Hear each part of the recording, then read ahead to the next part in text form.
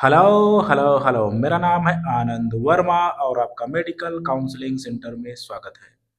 तो आज हम बात करने वाले हैं जो हमारा वीड आउट रूल आया है उससे कितना बेनिफिट हो सकता है, किस कैटेगरी को कितना बेनिफिट हो सकता है और किन-किन बातों का आपको ध्यान रखना चाहिए।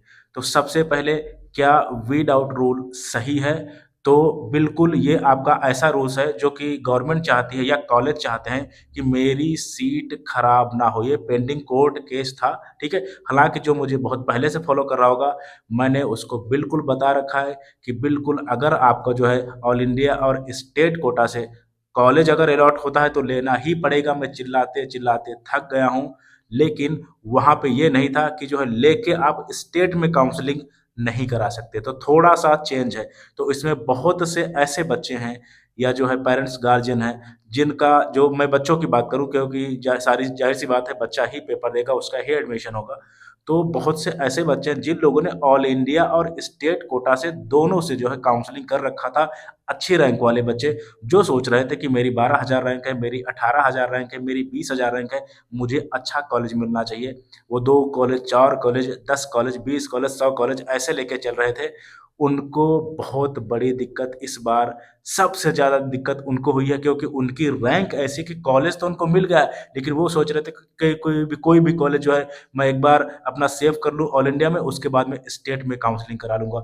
बहुत से बच्चों के मैसेजेस, फ़ोन कॉल्स आए और बोले सर मैं तो बर्बाद हो गया अगर ये रूल रहा तो मैं जो है मैंने कॉलेज तो वहाँ ऐसे ले रखा था कि हाँ चलो ठीक है, मैं ये कॉलेज ले लूँ उसके बाद में स्टेट में काउंसलिंग कराऊँगा, मुझे स्टेट में ही रहना है, लेकिन अब क्या कर सकते हैं? तो बच्चों इसका मेरे पास कोई भी सॉल्यूशन नहीं है, मैंने यही बताया है, मेरे पास कोई सॉल्यूशन नहीं है। हालाँकि जो हमारा एमसीसी है, इसको पहले ये बात क्लियर करनी चाहिए थी कि विदाउट रूल में कि मैं जो है अगर ऑल इंडिया में किसी को अलॉटमेंट होता है और एडमिशन लेता है, देन मैं उसको स्टेट में पार्टिसिपेट नहीं करने दूँगा। तो बच्चा सही से अपने हिसाब से चॉइस फिलिंग करता। लेकिन इन लोगों ने रिज़ल्ट देने के बाद बोला कि हाँ, अब आप एलिजिबल नहीं रहे हो स्टेट की काउंसलिंग में पार्टिसिपेट करने के लिए। देन इसमें सबसे ज़्यादा फ़ायदा किसको होगा?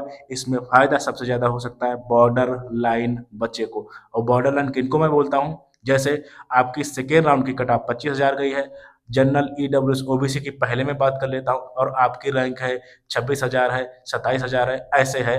देन वो होते हैं बॉर्डर लाइन और अगर आपकी रैंक 30,000, 35,000, 40,000 है, देन वो होते आउट ऑफ बॉर्डर लाइन। तो जो बॉर्डर लाइन बच्चे हैं, उनके चांसेस बहुत अच्छे से बढ़ गए हैं। बस सही से अच्छा कॉलेज लेके बढ़िया से काउंसलिंग करनी है, बेहतर कॉलेज आपको मिल सकता है। तो सबसे ज़्यादा अगर बेनिफिट की बात करें तो उसमें वो होगा एससी और एसटी कैटेगरी के बच्चों को। क्यों? क्योंकि इन जो कैटेगरी यानी ये जो कैटेगरी इनमें फ्लक्चुएशंस 10,000 रैंक की, 15,000 रैंक की, 20,000 रैंक की, 1 लाख, 2 लाख, 4 लाख प्रीवियस ईयर्स में आई हुई हैं।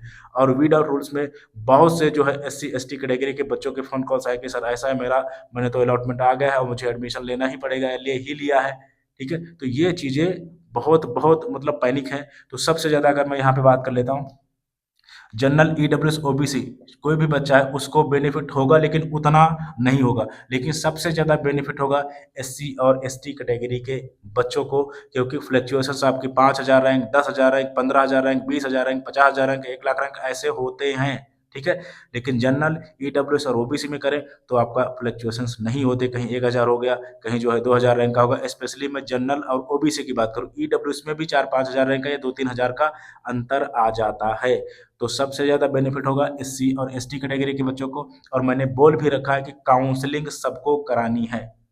बिल्कुल जो बॉर्डर लाइन बच्चा क्योंकि जितने भी फ्रॉड होते हैं, सब बॉर्डर लाइन बच्चों के साथ ही होते हैं क्योंकि उसको लगता है मेरा होगा नहीं, क्या फ़ायदा काउंसलिंग कराने से।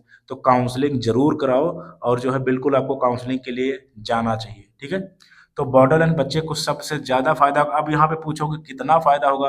तो ये इसका कोई डाटा अभी फ़िलहाल तो रिलीज़ नहीं किया गया है कि कितने बच्चों ने एडमिशन लिया, कितनों ने छोड़ा, तो ये चीज़ें बताना पॉसिबल नहीं है कि कितना फ़ायदा होगा। लेकिन इतना साफ-साफ दिख रहा है कि एससी, एसटी वालों को सबसे ज़्यादा फ़ायदा होगा, उसके बाद में जनरल, ओबीसी को जो है और ईडब्ल्यूएस को फ़ायदा होगा, ठीक है? फ़ायदा ज़रूर होगा। और कट ऑफ की बात करें तो कट ऑफ बेटा अभी इसमें क्योंकि अभी कोई आपकी सीट मैट्रिक्स तो आया नहीं है, तो कट ऑफ अभी नहीं बताया जा सकता, ठीक है? और बात करें रिजल्ट की, तो रिजल्ट बेटा आप मान के चलिए आज है 29-30, आज है आपकी 30 तारीख, 31 या 1-2 दिन में हर एक स्टेट के रिजल्ट आपके आ जाने हैं। और मे भी आपका जो है 4 या 5 से जो काउंसलिंग शेड्यूल है हमारा जो है एमसीसी फोर्थ राउंड का, वो मे बी राइट टाइम से स्टार्ट हो, क्योंकि बहुत सी, जैसे पंजाब का मैं बात करूं, उड़ीसा का बात करूं, तो रिजल्ट आ गए हैं आज, ठीक है। और प्लान बी, यहाँ पे मैं फिर से बोल रहा हूँ कि आपको प्लान बी जरूर रखना है। मैंने सुबह ही वीडियो कर रखा हुआ कि अभी आयुष का भी आपके पास ऑप्शन है, अभी वेटनरी का भी ऑप्शन, तो आपको उनको जरूर रखना है, प्राइवेट कॉलेज का भी, ठीक है। तो प्लान बी पे भी आपको काम करना है जो बॉर्डर लाइन है। और अगर आपको लगता है कि मुझे सिर्फ एमबीबीएस है, देन काउंसलिंग करा सकते हो, केवल अगर अलॉटमेंट आता है तो ठीक है, नहीं आता है तो आप तैयारी कर सकते हो। हालांकि तैयारी के लिए अगर बोले तो भी बहुत कम समय बाकी है, इतना डिले काउंसलिंग में नहीं होना चाहिए था, क्योंकि जिस बच्चे का अलॉटमेंट नहीं आएगा उसको 5-6 महीने में थोड़ी सी दिक्कत होगी कवर करने में, ठीक है। Thank you very much.